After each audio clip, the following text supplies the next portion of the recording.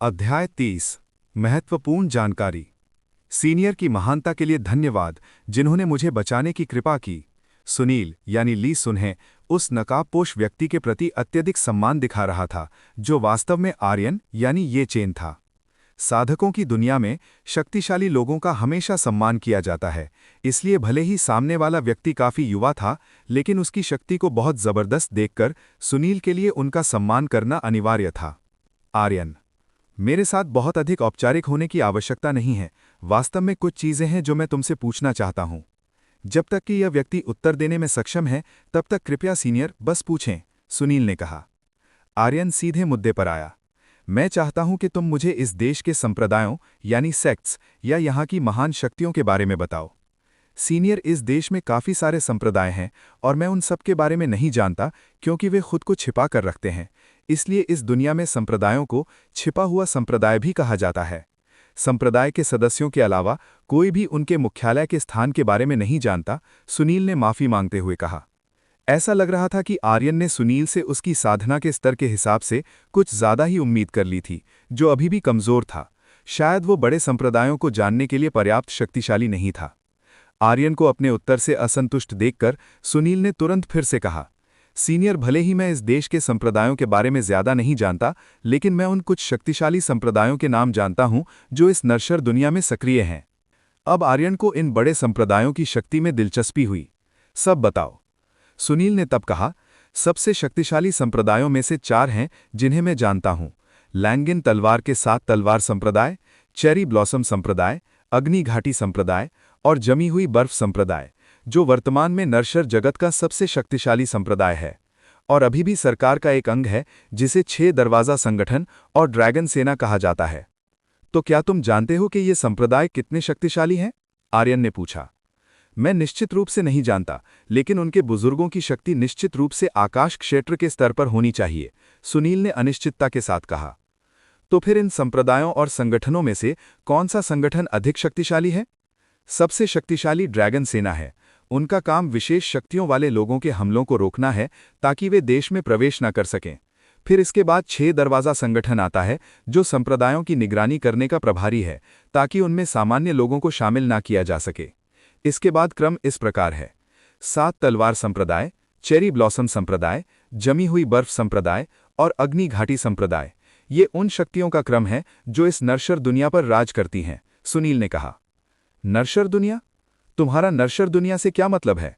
Senior, वे साधक जो कुलुन की पवित्र भूमि से नहीं हैं, उन्हें नरशर प्रकृति के साधक कहा जाता है। तुम्हारा मतलब है कि अभी भी अन्य महान शक्तियां हैं जो इनसे भी ज्यादा शक्तिशाली हैं? आर्यन ने पूछा। बेशक सीनियर, कुलुन साधकों के लिए एक पवित्र भूमि है और वहां के लोगों के पास जबरदस्त शक्ति है। क्या सीनियर खुद कुलुन से नहीं है? सुनील ने पूछा। मैं वहां से नहीं हूं। तो क्या तुम जानते हो कि कुलुन पवित्र भूमि कहां है? आर्यन ने पूछा। सुनील ने कहा, मैंने अफवाहों में सुना है कि कुलुन पवित्र भूमि का प्रवेश द्वार कुलुन पर्वत पर है, लेकिन वहां पहुंचना बहुत खतरनाक कहा जाता है।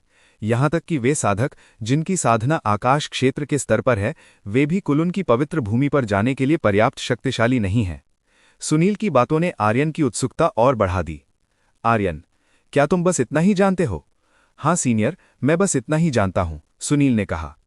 भले ही ये जानकारी काफी कम थी, लेकिन ये आर्यन को ये जानने में मदद करने के लिए पर्याप्त थी कि इस पृथ्वी पर साधक कितने शक्तिशाली हैं। तुम्हारी बातों से लग रहा है कि तुम अभी एक प्राचीन विरासत स्थल से आए हो, क्या ये सही है? हाँ, वास्तव में मैं अभी अपने मास्टर और 2 भाइयों के साथ वहां गया था, लेकिन हमने नहीं सोचा था कि वो जगह बहुत खतरनाक होगी, जिसके कारण मेरे 2 भाइयों को वहां जान गंवानी पड़ी। ये कहते हुए सुनील रो पड़ा। तो क्या तुम मुझे बता सकते हो कि उस प्राचीन विरासत का स्थान कहाँ है? आर्यन ने सुनील से उस स्थान का पता पूछा। सुनील ने तब अपनी शर्ट के अंदर से एक नक्शा निकाला और आर्यन को थमा दिया। सीनियर, ये नक्शा उस स्थान का रास्ता है, लेकिन उस स्थान का मुख्य हिस्सा अभी भी एक बाधा सील के नीचे है जिससे लोग प्रवेश नहीं कर पा रहे हैं। इसलिए 7 तलवार संप्रदाय, चेरी ब्लॉसम संप्रदाय, अग्नि घाटी संप्रदाय और जमी हुई बर्फ संप्रदाय उस बाधा सील को तोड़ने के लिए मिलकर काम करने का इरादा कर रहे हैं, और मैंने सुना है कि इसका समय लगभग 2 सप्ताह के भीतर है। वहां निश्चित रूप से बहुत सारे संप्रदाय भाग लेंगे, इसलिए सीनियर खुद ऊपरी स्तर के संप्रदायों की शक्ति देख सकते हैं, सुनील ने कहा। आर्यन ने उस नक्शे को स्वीकार किया और देखा कि ये वास्तव में हाथ से बनाया हुआ एक नक्शा था और प्राचीन विरासत स्थल का असली स्थान दिखा रहा था। निश्चित रूप से आर्यन की वहां जाने में दिलचस्पी थी। वो देखना चाहता था कि उन संप्रदायों की कितनी शक्ति है जो कुलन से नहीं है। ठीक है, मेरे सवालों का जवाब देने के लिए धन्यवाद। अब मैं चलता हूं। उन शब्दों को कहने के बाद आर्यन तुरंत वहां से ओझल हो गया। सुनील देख भी नहीं पाया कि आर्यन कहां चला गया। ऐसा लगता है कि सीनियर बहुत शक्तिशाली थे। मैं भाग्यशाली था कि अपने जीवन में इतने शक्तिशाली साधक को देख पाया। सुनील भी वहां नहीं रुका और वहां से चला गया। आर्यन वापस होटल के कमरे में पहुंचा जहां वो रुका था और तुरंत अपने बिस्तर पर चला गया। आर्यन उन बातों के बारे में सोचने लगा जो अभी सुनील ने बताई थीं। पता चला कि इस दुनिया में भी साधक मौजूद हैं। यदि उस समय टीना ने यानी यू तिंग ने वो फैसला नहीं किया होता तो आर्यन शायद अपने जीवन के अंत तक एक सामान्य व्यक्ति बनकर रह जाता और वो इस दुनिया की इस विशालता को कभी नहीं देख पाता। आर्यन ने अपनी आंखें बंद कर लीं और खुद को पूरी तरह आराम दिया। उसे पता ही नहीं चला कि वो कब गहरी नींद में सो गया। जब आर्यन सो रहा था तब उसके पास फाटक जैसी दिखने वाली लोहे की वस्तु चमकने लगी और उसने आर्यन के शरीर से थोड़ी ऊर्जा सोख ली, लेकिन आर्यन को इसका बिल्कुल भी आभास नहीं हुआ। अध्याय 31 परिद्वार फेरी गेट। आर्यन ने फिर से एक बहुत ही सुंदर झील के पास होने का सपना देखा, लेकिन यहाँ अंतर ये था कि यहाँ कोई महिला नहीं थी। ये जगह खाली थी। पहले वाले सपनों की तरह यहाँ सुंदर महिलाएं नहीं थीं, लेकिन ये पिछले सपने से अलग था। आर्यन यहाँ एक बहुत ही शुद्ध ऊर्जा महसूस कर सकता था, जिसे उसने पहले कभी सपने में महसूस नहीं किया था। आर्यन उस जगह झील के चारों ओर घूमने लगा। नज़ारा बहुत अच्छा था। आर्यन को लगभग लगा कि ये स्वर्ग है। आर्यन ने अपने गाल पर चुटकी काटी। क्या ये सपना है? लेकिन मुझे ऐसा क्यों लग रहा है कि ये वास्तव में सच है? ये वास्तव में कोई सपना नहीं है। आर्यन के पीछे से एक महिला की मधुर आवाज़ आई। आर्यन ने झील के ऊपर एक महिला को उड़ते हुए देखा। ये महिला बहुत बहुत सुंदर थी, जिसने बर्फ जैसे सफ़ेद कपड़े पहने थे और उसका शरीर परिपक्व था। इस महिला की पीठ पर चमकते हुए सफ़ेद पंखों की एक जोड़ी थी। इस परी जैसी सुंदरता किसी देश को तबाह कर सकती थी। तुम कौन हो? आर्यन ने सतर्कता से पूछा। मास्टर को सतर्क होने की आवश्यकता नहीं है, मैं आपको कोई नुकसान नहीं पहुंचाऊंगी, परी ने उत्तर दिया।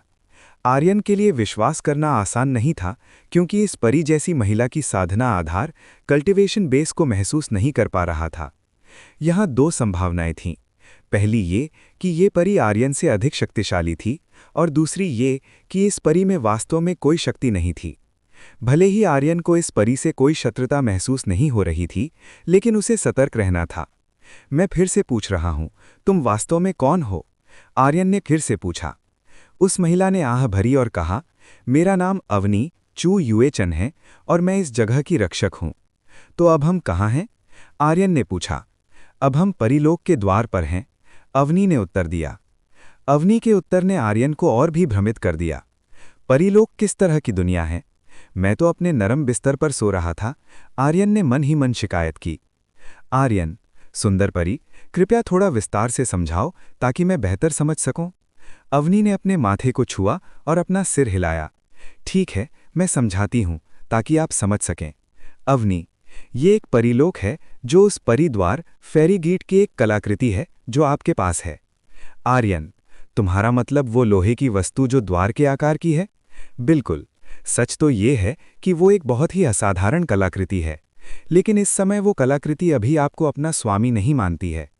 आपको बस इतना करना है कि रक्त की एक बूंद देनी है और आप इस जगह के मालिक बन जाएंगे। आर्यन को अंदाजा नहीं था कि वो रहस्यमयी लोहा अपने अंदर इस तरह का एक बहुत ही अद्भुत रहस्य छिपाए हुए था। आर्यन, तो फिर अगर मैं इस जगह का शासक बन जाता हूं तो इसका क्या फायदा है? इससे मास्टर को जो लाभ प्राप्त होंगे वो असाधारण होंगे।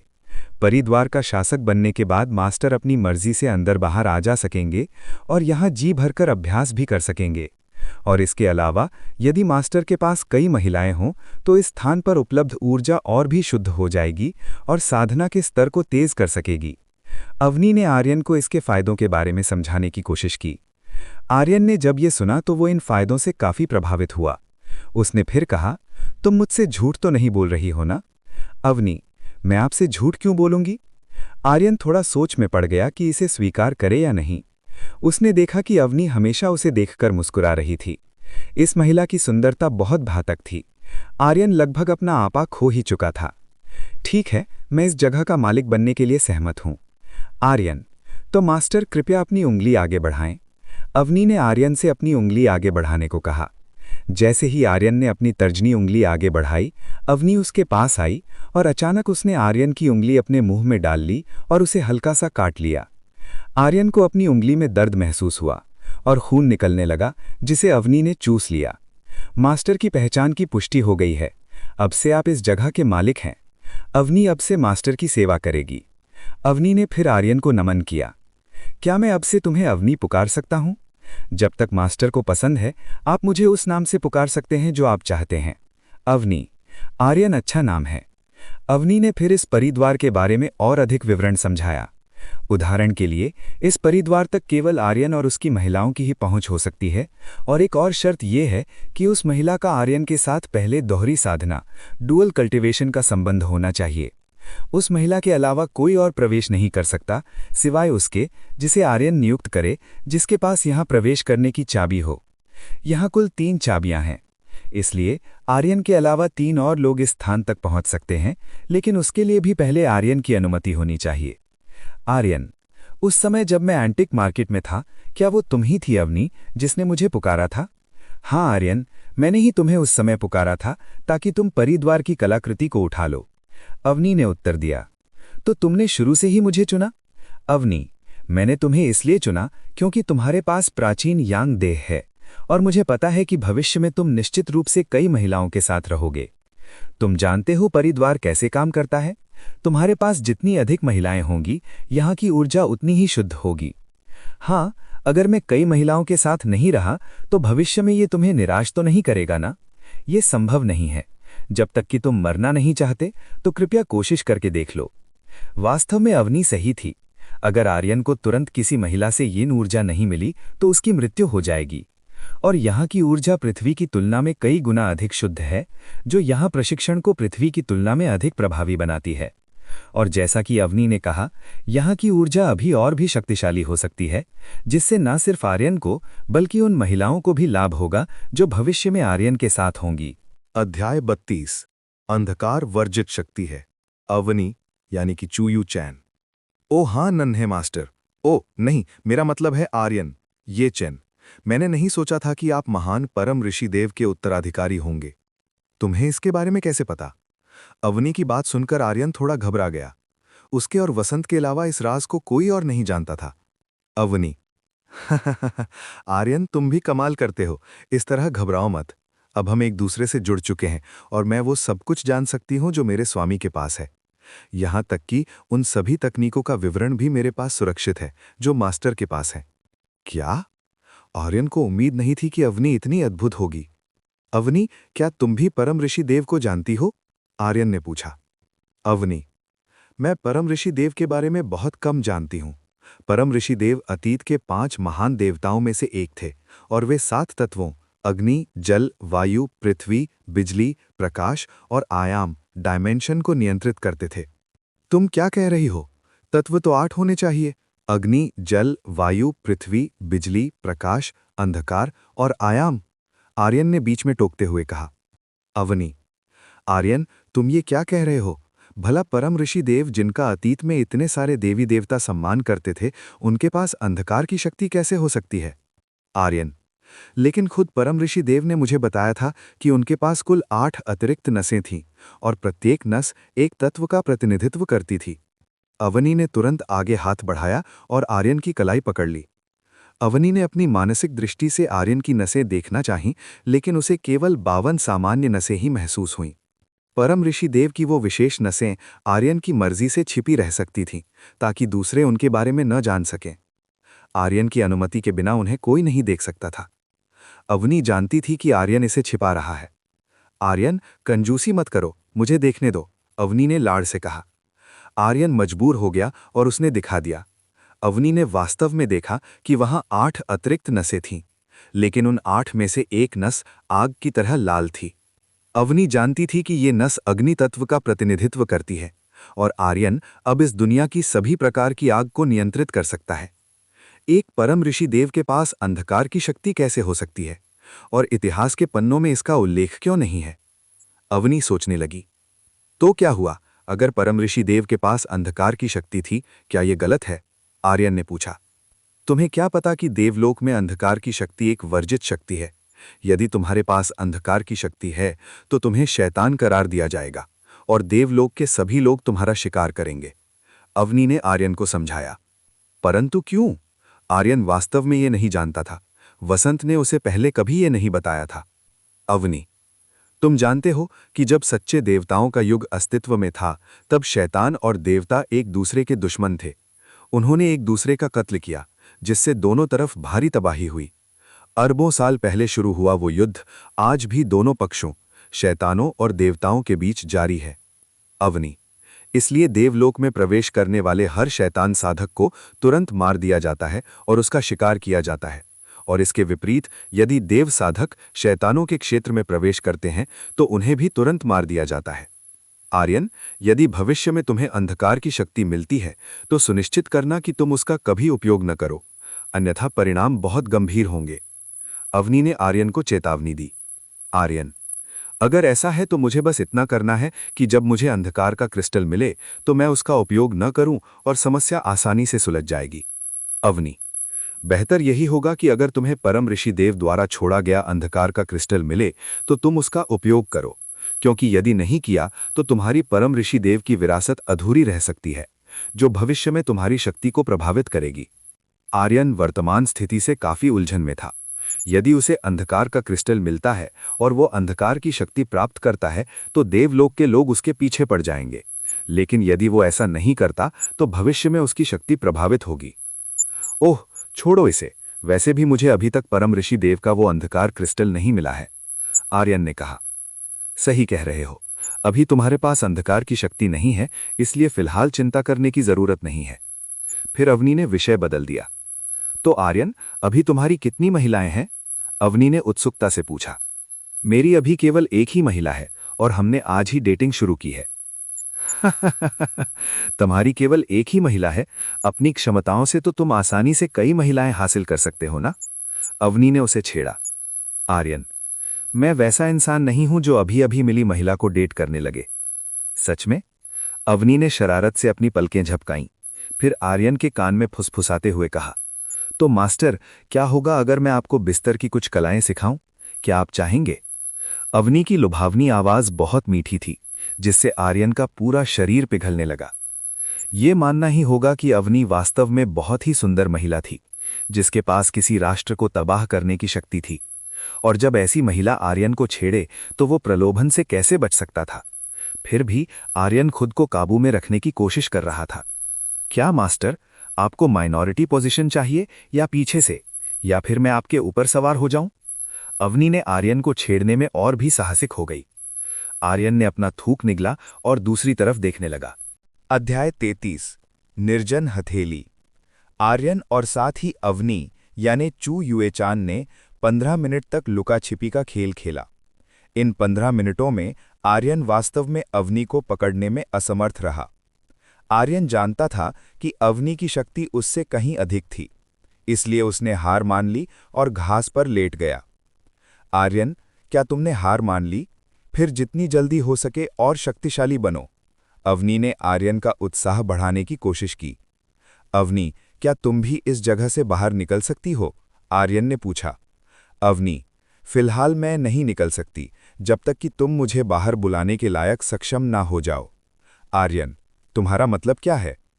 बाहर अपना शरीर बनाए रखने के लिए मुझे तुमसे शक्ति की आवश्यकता होगी, इसलिए जब मैं बाहर आऊंगी तो तुम्हारी गहन ऊर्जा का उपयोग तब तक होगा जब तक मैं बाहर रहूंगी, और जब तुम्हारी गहन ऊर्जा समाप्त हो जाएगी तो मैं अपने आप परिद्वार यानी फेरी गेट के अंदर वापस आ जाऊंगी। अवनी ने आर्यन को विस्तार से समझाया। आर्यन, तो तुम्हारा वर्तमान साधना आधार क्या है? ये एक रहस्य है, लेकिन माना जाता है कि देवलोक में केवल कुछ ही लोग मुझसे लड़ने में सक्षम हैं, ये देखते हुए कि देवताओं का युग समाप्त हो चुका है। अगर आर्यन अवनी को बाहर बुला सकता तो उसे देवलोक में किसी से डरने की जरूरत नहीं होती। ये तो बहुत बढ़िया है, आर्यन ने कहा। लेकिन तुम्हें कैसे पता कि देवताओं का युग समाप्त हो गया है? क्या इस जगह का पहले भी कोई स्वामी रहा है? नहीं, तुम इस जगह के मालिक बनने वाले पहले व्यक्ति हो, लेकिन जिस व्यक्ति ने इस जगह को बनाया था वो अंतिम सच्चा देवता था, जो सभी देवलोकों का पहला आध्यात्मिक हथियार निर्माता भी था। उसने इस जगह को देवलोक में उपलब्ध सबसे अच्छी और दुर्लभ चीजों से बनाया था। आर्यन: ओह, समझ गया। चलो यहाँ की कुछ जगहें देखते हैं। अवनी ने खड़े होकर आर्यन का हाथ पकड़ा ताकि उसे यहाँ का भ्रमण करा सके। आर्यन बस अवनी के पीछे चलने लगा।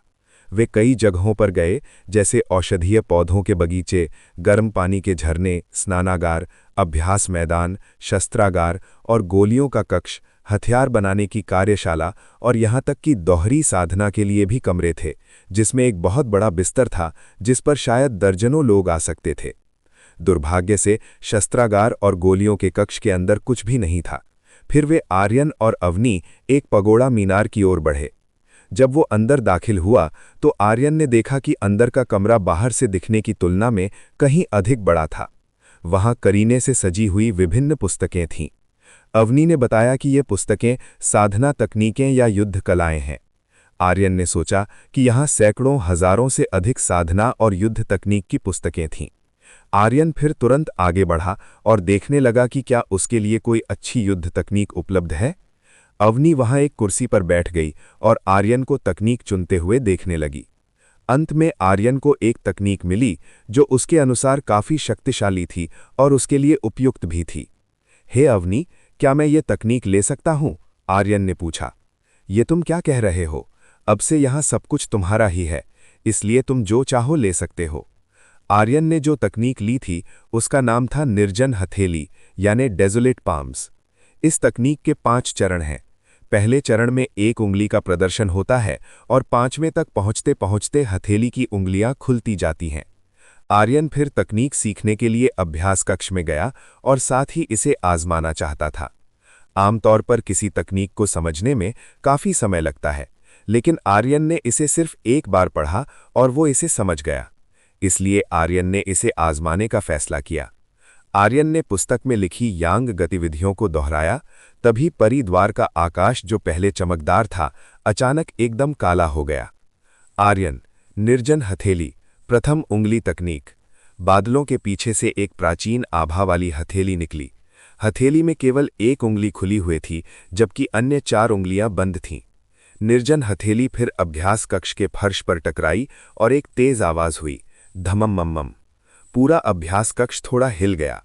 आर्यन इस तकनीक से काफी संतुष्ट था।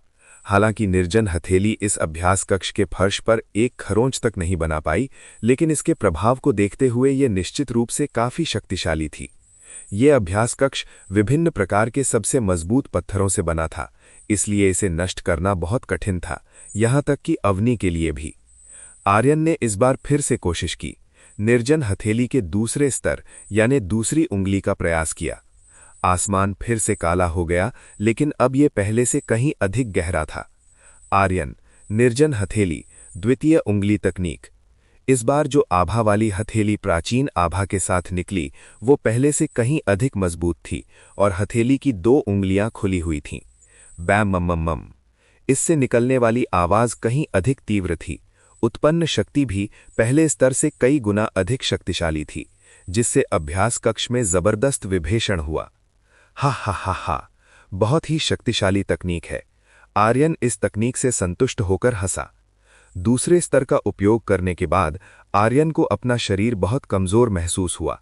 उसे अपनी दृष्टि धुंधली होती महसूस हुई और वो फर्श पर गिरकर बेहोश हो गया। अवनी, जो दूर से देख रही थी, केवल अपना सिर हिला सकी।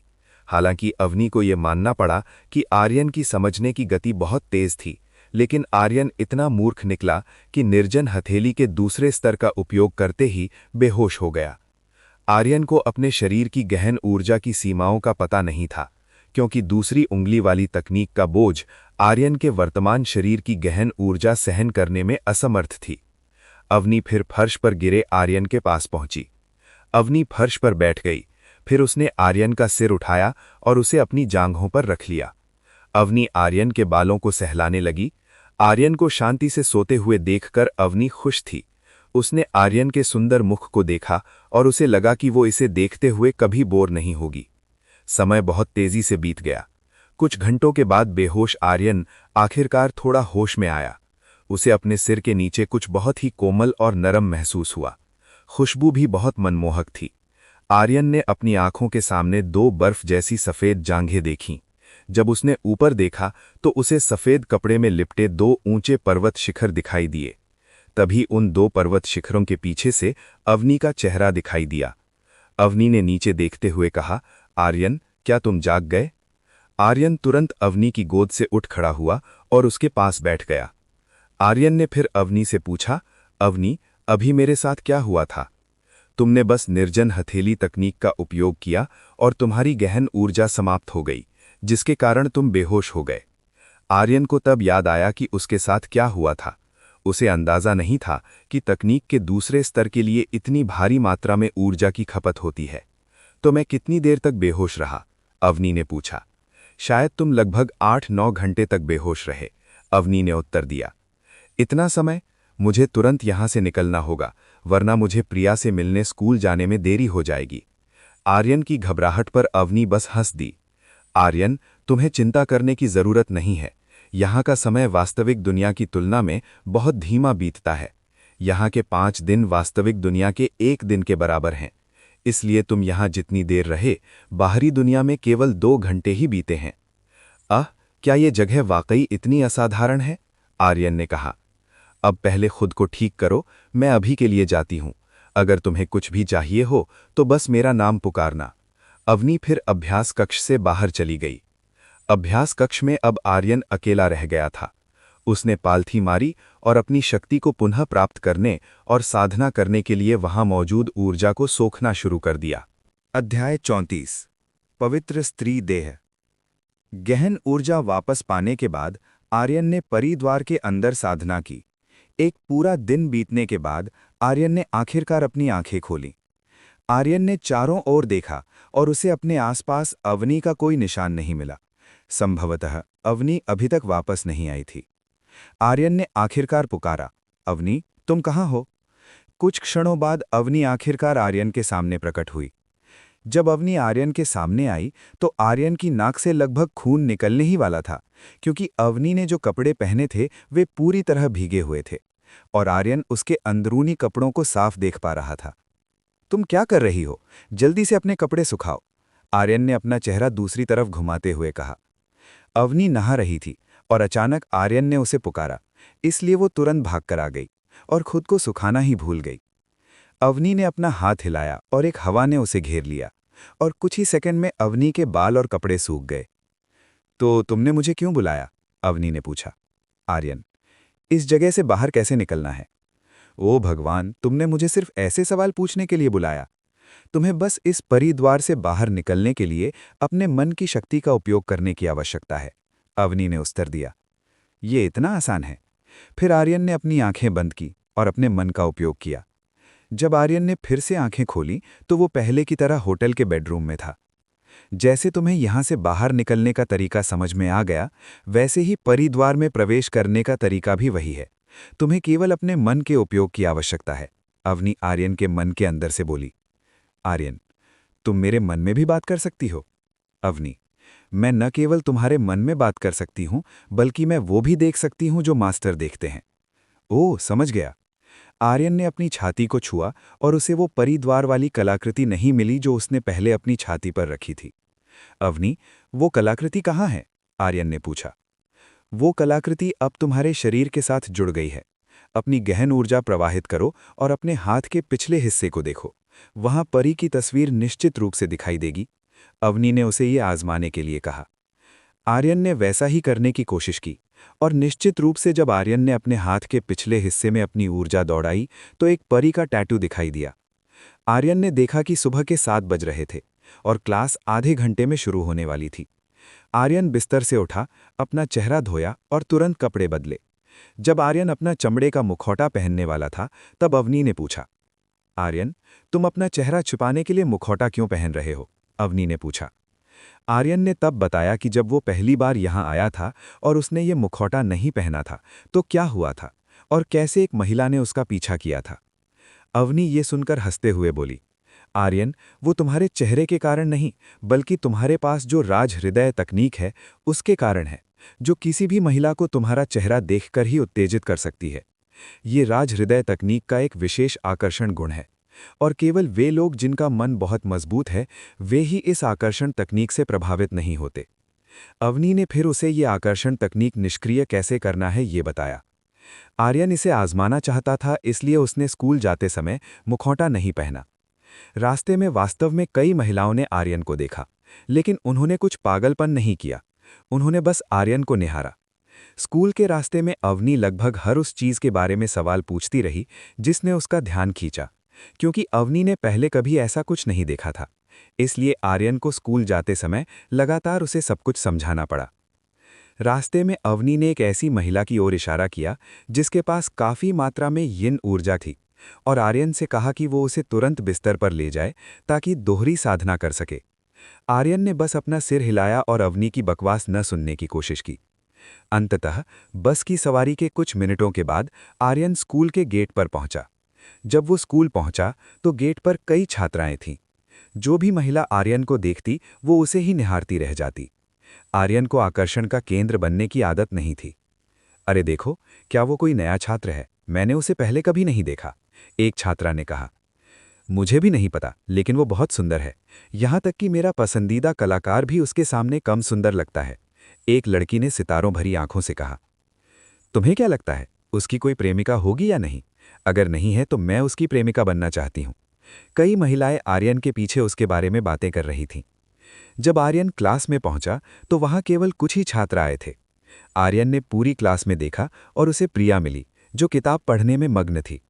आर्यन उसे सरप्राइज देना चाहता था। वो दबे पांव पीछे से गया और प्रिया की दोनों आंखों को अपने हाथों से ढक लिया। आर्यन ने आवाज बदलते हुए कहा, बूझो कौन? तुम कौन हो? जल्दी मुझे छोड़ो। प्रिया को नहीं पता था कि ये किसकी आवाज है, इसलिए वो घबरा गई। आर्यन ने आखिरकार अपनी असली आवाज का उपयोग किया। चलो बूझो, वरना मैं तुम्हें नहीं छोड़ूंगा। इस बार आवाज सुनकर प्रिया जान गई कि ये आर्यन है। आर्यन, जल्दी से ये शरारत छोड़ो। आर्यन ने आखिरकार अपना हाथ हटा लिया और प्रिया के बगल में बैठ गया। जब प्रिया ने पीछे मुड़कर देखा तो उसने देखा कि आर्यन उसे उसका असली चेहरा दिखा रहा था। आर्यन, तुमने कल की तरह मुखौटा क्यों नहीं पहना? आर्यन ने पूछा। मुझे इसे पहनना ज्यादा पसंद नहीं है, इसलिए मैंने इसे उतार दिया। क्या तुमने नहीं कहा था कि अगर तुम अपना मुखौटा उतारोगे तो समस्या होगी? प्रिया ने फिर से पूछा। मैं उस समस्या को हल कर सकता हूं, इसलिए अब चिंता करने की जरूरत नहीं है। अच्छा, लेकिन मुझे तुम में कुछ बदला सा क्यों लग रहा है? ये सिर्फ तुम्हारा वहम हो सकता है प्रिया, आर्यन ने कहा। शायद इसलिए क्योंकि उसने राज हृदय तकनीक के आकर्षण को एक्टिवेट नहीं किया था। मास्टर, क्या ये आपकी महिला है? अवनी ने आर्यन के मन में पूछा। हाँ, ये मेरी प्रेमिका है, आर्यन ने गर्व से उत्तर दिया। इस महिला के पास विशेष पवित्र देह है जो उसे भविष्य में एक महान साधक बना सकती है। पवित्र देह, ये क्या होता है? आर्यन ने पूछा। पवित्र देह एक विशेष शरीर है जो शुद्ध यिन देह के मालिक से भी कम पाया जाता है। अगर ये देह जागृत हो जाए तो इसके स्वामी की मानसिक शक्ति अन्य साधकों की तुलना में बहुत आगे होगी। यहाँ तक कि साधना की गति शुद्ध यिन देह के मालिक से भी 5 गुना तेज हो सकती है। आर्यन को अंदाजा नहीं था कि प्रिया के पास इतना विशेष शरीर था। अवनी, आर्यन, तुम वास्तव में भाग्यशाली हो कि तुम्हें इस जैसी दूरदराज की जगह पर विशेष शरीर वाली महिला मिली। अगर ये महिला अपने शरीर को जागृत कर ले तो निश्चित रूप से इसकी शक्ति बहुत तेजी से बढ़ सकती है। तो प्रिया के विशेष शरीर को जल्दी जागृत कैसे करें? आर्यन ने पूछा। ये आसान है, तुम्हें बस उसके साथ दोहरी साधना करनी होगी। तुम्हारी प्राचीन यांग ऊर्जा के साथ उसकी पवित्र देह को जागृत करना काफी आसान होना चाहिए, अवनी ने उसके मन में बात करते हुए उत्तर दिया। आर्यन को नहीं पता था कि तरीका इतना आसान था, लेकिन समस्या ये थी कि प्रिया को अपने साथ दोहरी साधना करने के लिए कैसे मनाया जाए। क्या कोई और तरीका नहीं है? आर्यन ने पूछा। अन्य तरीकों में केवल पवित्र देह के अपने आप जागृत होने का इंतजार किया जा सकता है, लेकिन इसमें कितना समय लगेगा ये नहीं कहा जा सकता। लेकिन तुम दोहरी साधना को लेकर हिचकिचा क्यों रहे हो? तुम एक मर्द हो, पहल तुम्हें ही करनी चाहिए, अवनी ने आर्यन को सलाह देने की कोशिश की। ओह, तुम कौन हो जो मेरी कुर्सी पर बैठने की हिम्मत कर रहे हो? एक कठोर आवाज आर्यन पर चिल्लाई। अध्याय 35। प्रिया की विनती। आर्यन पर चिल्लाने वाले व्यक्ति का चेहरा बहुत भयानक था। ये तुषार था, जो इस क्लास का गुंडा था। क्लास का हर कोई उससे डरता था। तुषार तुरंत आर्यन की ओर बढ़ा और फिर तुषार ने आर्यन की शर्ट का कॉलर पकड़कर उसे उसकी सीट से खींच लिया। तुम्हारी मेरी सीट पर बैठने की हिम्मत कैसे हुई? क्या तुम नहीं जानते कि मैं कौन हूं? मैं तुम्हें नहीं जानता और जानना भी नहीं चाहता, आर्यन ने बेरुखी से कहा। यह सुनकर तुषार का गुस्सा भड़क गया। पूरी क्लास के लगभग सभी छात्र उससे डरते थे और अब यहां एक नया छात्र था जो उससे नहीं डर रहा था।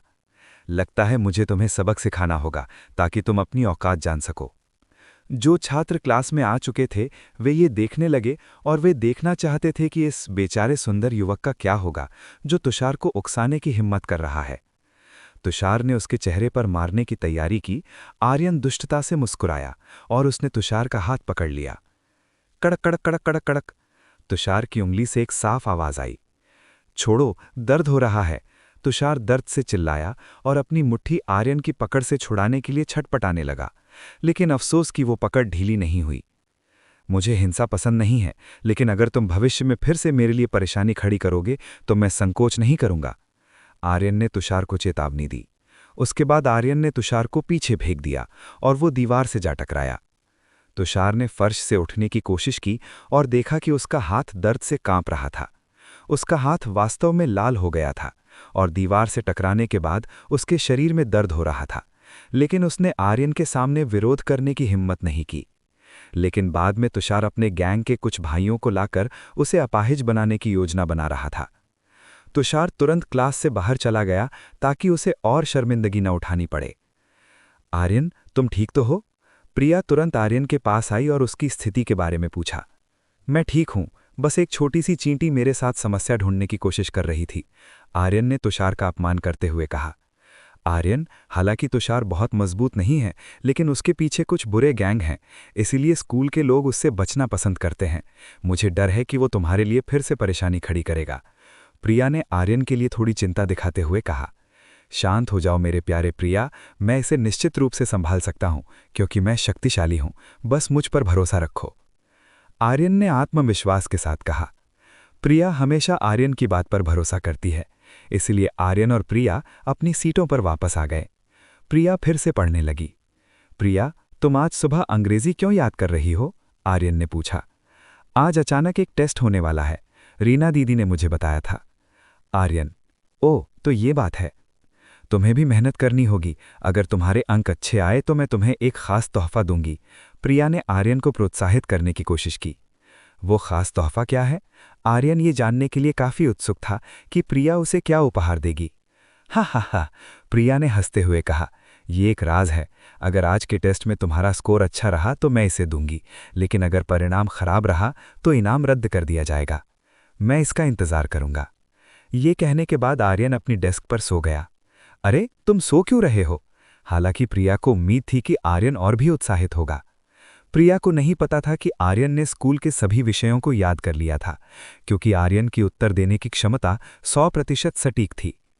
प्रिया ये देखकर बेबस थी और फिर से पढ़ने लगी। पता नहीं आर्यन कितनी देर तक सोया जब तक कि प्रिया ने उसे जगाया नहीं। अरे उठो कुंभकर्ण, रीना दीदी का पीरियड जल्द ही शुरू होने वाला है, जल्दी जागो, प्रिया ने आर्यन को जगाने की कोशिश की। हाँ प्रिया, अभी क्या समय हुआ है? आर्यन ने अपनी आंखें मलते हुए पूछा। आर्यन को प्रिया के पास सोने में वास्तव में बहुत आराम महसूस हो रहा था। अब 11 बज चुके हैं, प्रिया ने लाचारी से कहा। हाँ, 3 घंटे से ज्यादा सो गया? आर्यन वास्तव में केवल कुछ ही दशकों मिनटों के लिए सोना चाहता था, लेकिन उसे उम्मीद नहीं थी कि वो 3 घंटे से ज्यादा सो जाएगा।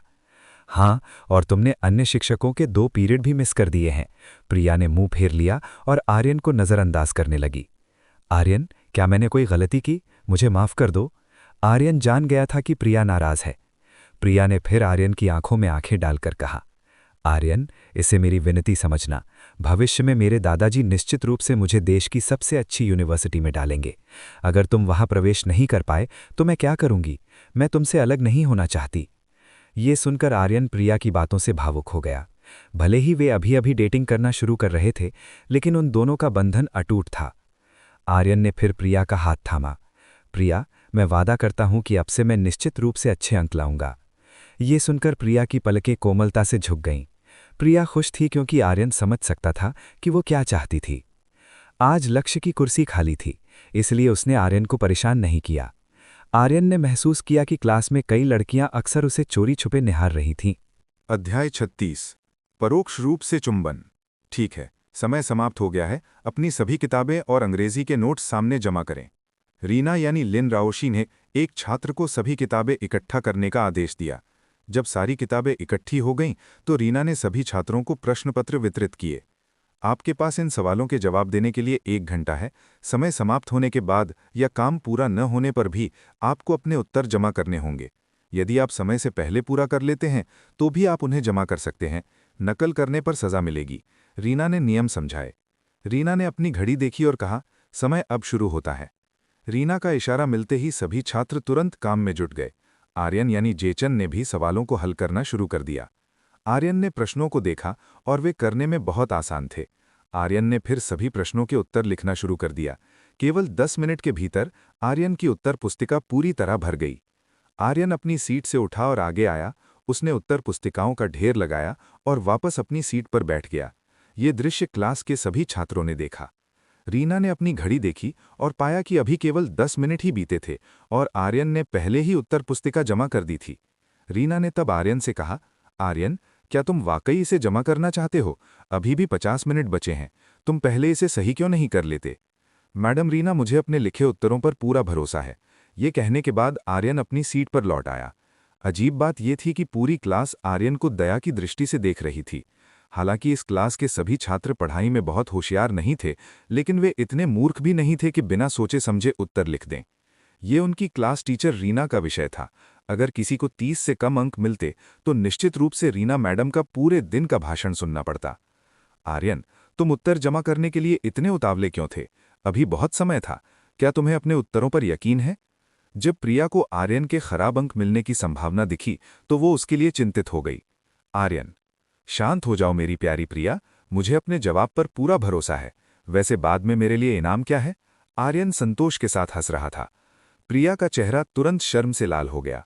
भूल जाओ, अगर तुम्हें खराब अंक मिले तो देख लेना।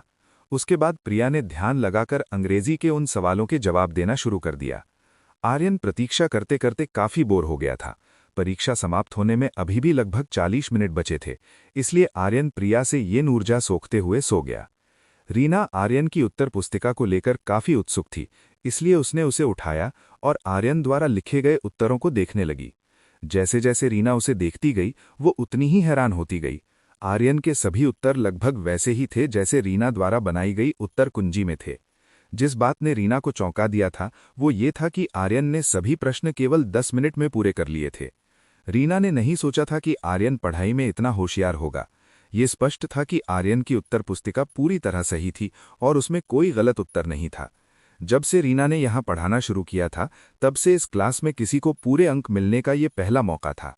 रीना ने उस जगह की ओर देखा जहां आर्यन बैठा था और उसने देखा कि आर्यन सो रहा था जबकि अन्य छात्र परीक्षा में व्यस्त थे।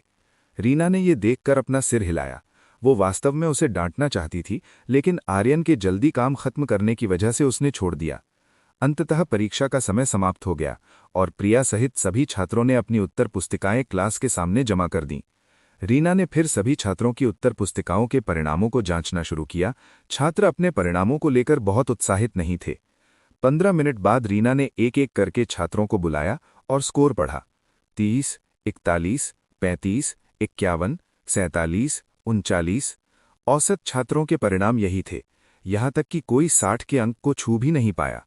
आर्यन को आखिरकार समझ में आ गया कि इस क्लास को सबसे खराब क्लास क्यों कहा जाता है। यहाँ के छात्र परीक्षा में बहुत कमजोर थे। प्रिया को 90 अंक मिले। जब पूरी क्लास के सामने परिणाम पढ़े गए तो छात्र शोर मचाने लगे। ये हमारे दिलों की देवी होने के लायक है, उसका स्कोर बहुत अच्छा है। हाँ, तुम सही कह रहे हो, हम बहुत भाग्यशाली हैं कि प्रिया हमारी क्लास में है। छात्रों ने प्रिया की बहुत प्रशंसा की। रीना ने फिर परिणाम प्रिया को सौंप दिया और फुसफुसा कर कहा, प्रिया, बहुत अच्छा काम किया। प्रिया इससे बहुत खुश नहीं थी। वो आर्यन को मिलने वाले अंकों को लेकर चिंतित थी। आर्यन का परिणाम है। जब रीना ने आर्यन का स्कोर पढ़ा तो सभी छात्र उत्सुक हो गए। क्योंकि आर्यन ने केवल 10 मिनट में अपने उत्तर जमा कर दिए थे, इसलिए सभी छात्रों का अंदाजा था कि आर्यन ने नजरेअंदाज करते हुए उत्तर दिए होंगे। रीना 100। जब रीना के शब्द पूरे हुए तो पूरी क्लास में सन्नाटा छा गया उन्हें लगा कि उन्होंने सुनने में गलती की है। आर्यन ने अपना परीक्षा परिणाम स्वीकार किया और 3 अंकों वाली संख्या देखी जो कि 100 थी। उसके बगल में बैठी प्रिया ने भी हैरानी से अपना मुंह बंद कर लिया। मैडम, शायद आर्यन ने किताब से नकल की है। आर्यन ने जरूर नकल की होगी, उसे इतने सही अंक कैसे मिल सकते हैं? तुषार ने सबसे पहले विरोध किया और क्लास के कई अन्य लड़कों ने उसका साथ दिया। वहीं दूसरी ओर छात्राएं आर्यन को सितारों भरी आंखों से देख रही थीं। छात्राओं के मन में आर्यन न केवल सुंदर था बल्कि बहुत होशियार भी था। ऐसी कौन सी महिला होगी जो सुंदर और बुद्धिमान पुरुषों को पसंद नहीं करती? प्रिया भी बहुत खुश थी क्योंकि उसके पति यानी होने वाले पति को अच्छे अंक मिले थे। शांत हो जाओ, रीना ने मेज पर फुट्टा पटका, जिससे बाजार जैसी शोरगुल वाली क्लास शांत हो गई। तुम सबको लगता है कि आर्यन ने किताब से नकल की है, तो मैं तुमसे पूछती हूं कि क्या तुमने किसी को देखा है जो नकल करके केवल 10 मिनट में पेपर खत्म कर दे? पूरी क्लास खामोश हो गई क्योंकि उन्हें अभी याद आया कि आर्यन ने टेस्ट केवल 10 मिनट में खत्म कर दिया था। इसलिए विरोध करने वाले छात्रों ने आर्यन के परिणामों को गरिमा के साथ स्वीकार कर लिया। लेकिन ये तुषार पर लागू नहीं होता। आर्यन के प्रति उसकी नफरत और बढ़ती जा रही थी। ये देखकर कि छात्र इसे स्वीकार करने में सक्षम हैं, रीना ने कहा, आज की क्लास यहीं खत्म होती है। जिन्हें 50 से कम अंक मिले हैं उन्हें प्रश्न 50 से 60 तक का अभ्यास करना होगा और इसे कल जमा करना होगा। जो जमा नहीं करेगा उसे क्लास में आने नहीं दिया जाएगा। अब आप आराम कर सकते हैं। जिन छात्रों का स्कोर 50 से कम था उनके चेहरे अचानक उदास हो गए, जिसमें तुषार भी शामिल था। प्रिया, मुझे अच्छे अंक मिले हैं, मेरा तोहफा कहाँ है? आर्यन ने बेसब्री से पूछा। यहाँ नहीं, मैं तुम्हें इसे बाद में दूंगी, प्रिया ने लाल चेहरे के साथ कहा। तो तुम मुझे तोहफा कहाँ दोगी? आर्यन ने फिर पूछा। प्रिया, चलो पहले स्कूल के पिछले बगीचे में चलते हैं। आर्यन थोड़े शरारती विचार सोचने लगा कि प्रिया हो सकता है कि उसे अपना शरीर समर्पित कर दे। जब वे दोनों स्कूल के पिछले बगीचे में जाने के लिए तैयार हुए तभी रीना ने पुकारा, आर्यन, मेरे साथ मेरे ऑफिस आओ। आर्यन इससे काफी नाखुश था। अच्छी चीजें जल्द ही शुरू होने वाली थीं और रीना ने सब बिगाड़ दिया। आर्यन, फिर मैं स्कूल के पिछले बगीचे में तुम्हारा इंतजार करूंगी, ये कहकर प्रिया पहले ही बगीचे की ओर चली गई। आर्यन लाचार था और केवल रीना के पीछे उसके कमरे की ओर चल दिया। रीना के निजी कमरे में पहुंचने के बाद रीना अपनी कुर्सी की ओर बढ़ी और उसने अपनी दराज से 2 डिब्बे निकाले और उन्हें मेज पर रख दिया। आर्यन, क्योंकि मैंने वादा किया था कि अगर तुम मेरी बीमारी ठीक कर दोगे तो मैं तुम्हें खाना खिलाऊंगी। ये तुम्हारे लिए खाना है। ये खाना कैंटीन में बिकने वाले इंस्टेंट खाने से कहीं ज्यादा स्वास्थ्यकर है, रीना ने थोड़े गुलाबी चेहरे के साथ कहा। वो आर्यन के सामने एक शिक्षिका की छवि बनाए रखने की कोशिश कर रही थी, लेकिन फिर भी वो शर्मा रही थी। आर्यन ने बिना किसी हिचकिचाहट के वो खाना स्वीकार कर लिया जो रीना ने दिया था। फिर उसने डिब्बा खोला। जब खाने का डिब्बा खुला तो उसके अंदर सब्जियां, टमाटर, मांस और अंडे बहुत सलीके से रखे गए थे, जो पोषण के लिए पूर्ण आहार था। और ये खाना वाकई बहुत अच्छा लग रहा था। आर्यन को अभी याद आया कि प्रिया ने एक बार कहा था कि रीना द्वारा बनाया गया खाना उसके द्वारा बनाए गए खाने से बेहतर है। इसलिए आर्यन ने तुरंत एक निवाला लिया और वास्तव में खाना बहुत स्वादिष्ट था। वो उसे चाव से खाने लगा। रीना ने जब आर्यन को खाते हुए देखा तो वो मन ही मन हंसी। रीना ने सोचा था कि स्थिति थोड़ी अजीब हो जाएगी, लेकिन स्पष्ट रूप से ऐसा नहीं था। आर्यन को देखकर लग रहा था जैसे वो किसी शिक्षक के साथ नहीं बल्कि दोस्त के साथ खाना खा रहा है। रीना ने भी अपने लिए खाने का डिब्बा खोला और उसमें लगभग वही था जो आर्यन खा रहा था। रीना ने भी खाना शुरू किया, लेकिन बहुत धीरे और सलीके से। आर्यन ने आखिरकार डिब्बे का सारा खाना खत्म कर दिया। रीना ने फिर पूछा कि अगला इलाज कब किया जाएगा। आर्यन ने उत्तर दिया कि इलाज कुछ दिनों में होगा और तरीका वही रहेगा, यानी मालिश। लेकिन अंत में आर्यन बची हुई ठंडी हवा को निकालने के लिए सुई का उपयोग करेगा और रीना पूरी तरह से ठीक हो जाएगी। जब आर्यन ने मालिश की बात की तो रीना को कल रात की वे चीखें याद आ गईं, लेकिन सौभाग्य से आर्यन ने इस बारे में बिल्कुल भी चर्चा नहीं की, इसलिए रीना ने राहत महसूस की। रीना एक कप ले आईं और आर्यन के लिए चाय डाली। वो बिल्कुल वैसी ही लग रही थी जैसे कोई पत्नी खाना खाते समय अपने पति की सेवा करती है। लेकिन रीना को इसका एहसास नहीं हुआ और वो बस भावनाओं में बह गईं। वो आर्यन के खाने की गति देखकर हैरान थी। रीना का खाना अभी थोड़ा बचा था, लेकिन आर्यन का डिब्बा खाली हो चुका था। चूंकि आर्यन खाना खत्म कर चुका था, इसलिए वो जाने के लिए विदा लेने लगा, क्योंकि उसकी प्रिया के साथ मुलाकात तय थी। मैडम रीना, मैं चलता हूं। आर्यन उठा और रीना के कमरे से बाहर निकल गया। आर्यन को जाते देख रीना वास्तव में खुश थी कि उसे आर्यन के साथ खाना खाने का मौका मिला, क्योंकि ये पहली बार था जब रीना ने किसी पुरुष के साथ खाना खाया था और वो भी उसका अपना छात्र था। रीना ने गिलास उठाया और चाय गटक ली। पीने के बाद उसने देखा कि बगल में एक और गिलास रखा था। तब रीना को एहसास हुआ कि जिस गिलास से उसने चाय पी थी वो आर्यन का था। ऐसा लग रहा था कि रीना ने गलती से गलत गिलास उठा लिया था। आह! रीना चिल्लाई, मैंने अभी अभी आर्यन के इस्तेमाल किए हुए गिलास से पिया है। क्या इसे ही परोक्ष रूप से चुंबन कहते हैं? ये कहने के बाद रीना का चेहरा सेब की तरह लाल हो गया। ऊपर से आर्यन उसका शिष्य था। रीना जितना इस बारे में सोचती, उसका चेहरा उतना ही लाल हो जाता। आर्यन को इस दृश्य के बारे में कुछ भी पता नहीं था, क्योंकि वो पूरी गति से स्कूल के पिछले बगीचे की ओर निकल चुका था। अध्याय 37 प्रिया का अपहरण। आर्यन स्कूल के पिछले बगीचे में पहुंचा और उसने प्रिया के ठिकाने की तलाश की, लेकिन उसे वो कहीं नहीं मिली। आर्यन को एक बहुत बुरा पूर्वाभास हुआ। आर्यन ने देखा कि तितली वाला रिबन जिसे प्रिया अक्सर लगाती थी, जमीन पर गिरा हुआ था। आर्यन ने उसे उठाया और पाया कि वो रिबन गिरने के बाद किसी के पैरों तले कुचला गया था और खराब हो गया था।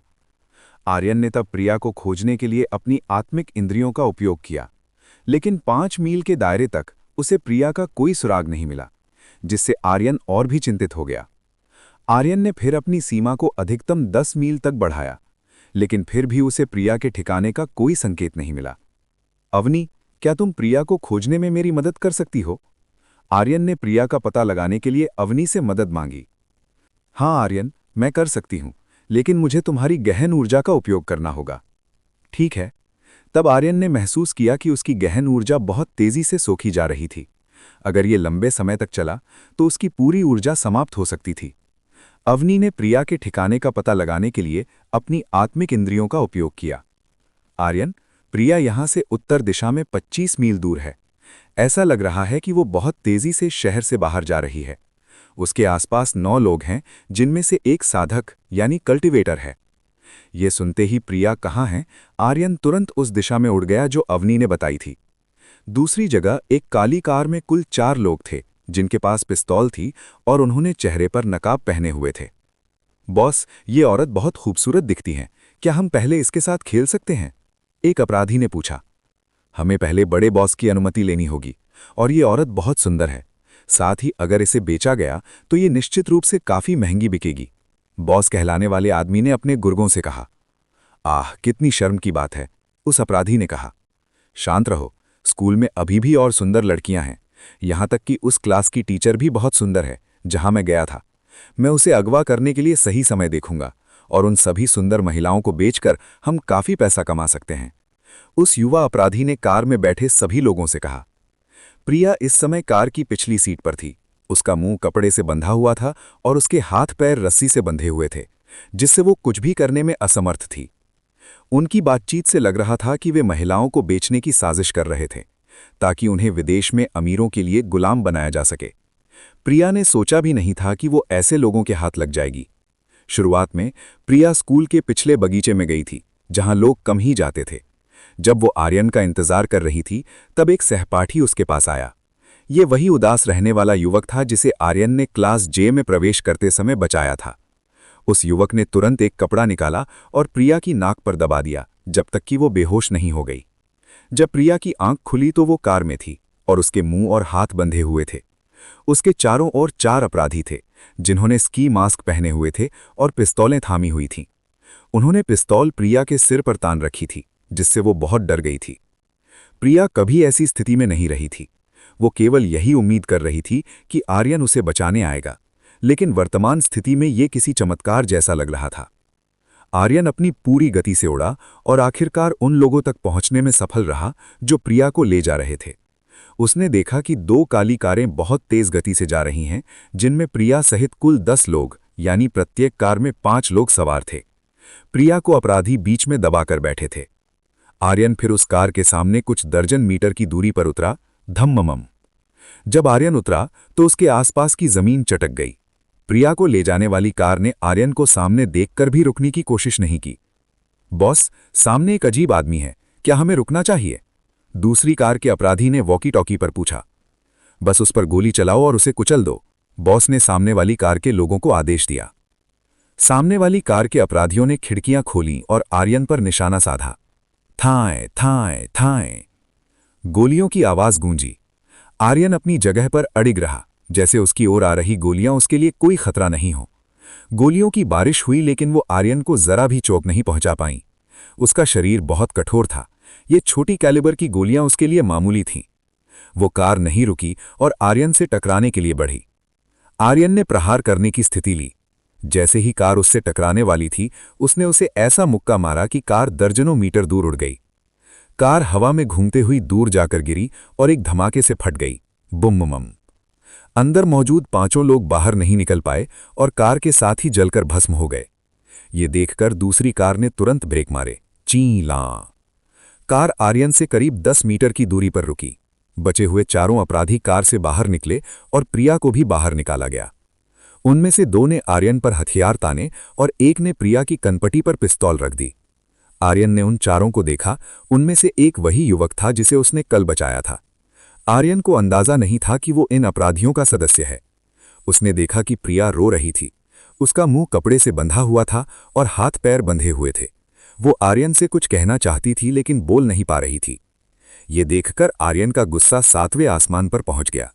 इन दुष्टों ने प्रिया को रुलाने की हिम्मत की थी। तुम वास्तव में कौन हो? अपराधियों के बॉस ने पूछा। उसने पिस्तौल के बजाय एक जापानी तलवार कटाना पकड़ी हुई थी। वो आदमी करीब 40 साल का था और उसके पास स्पिरिट फॉर्मेशन रेल्म के 3रे स्तर की साधना थी। इसीलिए इन 4 लोगों में केवल वही आर्यन से नहीं डर रहा था। बाकी लोग कांपते हुए पिस्तौल थामे हुए थे। आर्यन ज्यादा बात नहीं करना चाहता था और तुरंत बिजली की गति से उनकी ओर झपटा। वे लोग आर्यन की गति को देख भी नहीं पाए। उन्हें बस अपने सीने में तेज दर्द महसूस हुआ और वे तीनों दर्जनों मीटर दूर जा गिरे। जब वे जमीन पर गिरे तो उनके शरीर से बहुत खून बह रहा था और आखिरकार वे मर गए। ये सब देखकर अपराधियों का बॉस अब अपना आपा खोने लगा। वो जीवन मृत्यु की कई लड़ाइयों से गुजरा था और अनगिनत लोग उसके हाथों मारे गए थे, लेकिन आज उसे 20 साल से भी कम उम्र के युवक से खौफ महसूस हो रहा था। अब वो भाग नहीं सकता था, इसीलिए उसने अपने दांत भींचे और आर्यन से लड़ने के लिए तैयार हो गया। आर्यन ने अपनी तर्जनी उंगली उठाई और उससे आग निकली। उसने वो आग उस अपराधी की ओर छोड़ दी। जैसे ही आग ने उसे छुआ, वो बड़ी हो गई और उसने उस अपराधी को पूरी तरह घेर लिया। आह आह! वो दर्द से चिल्लाया और मात्र 1 मिनट में उसका पूरा शरीर जलकर राख हो गया। आर्यन ने अपनी शक्ति को बिल्कुल भी कम नहीं किया था, इसीलिए उस साधक के पास कोई मौका नहीं था और वो बिना किसी प्रतिरोध के मारा गया। प्रिया ये दृश्य देखकर काफी हैरान थी। आखिरकार सभी अपराधी खत्म हो गए। आर्यन ने प्रिया के शरीर के सारे बंधन खोल दिए।